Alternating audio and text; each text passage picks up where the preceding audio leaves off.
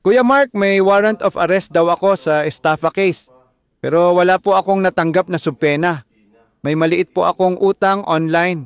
Natatakot po ako dahil sinabing pwede akong hulihin anytime. Tama For po ba example, yon? may possibility na hindi ka nakatanggap ng sabina, pero may warrant ka kasi baka ibang address na padala ang sabina mo, hindi mo natanggap. So, bigla na lang may natanggap ka na warrant of arrest.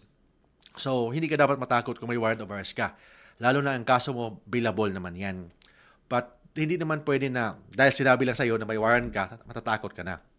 Basta maganda, ipa, ipa-check mo muna o ipa-verify mo muna kung totoo yung warrant of arrest mo.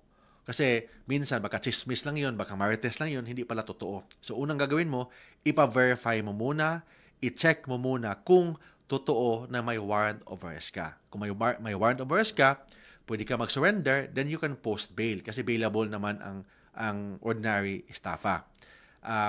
So therefore, kahit na hindi ka nakatagap ng sabina, pwede ka pa rin ma-issuean ng warrant of arrest on the ground na hindi ka nakatanggap ng sabina kasi mali yung address na na-receive or napadalhan ng prosecutor bago ang prosecutor nag-recommend for the issuance ng warrant of arrest.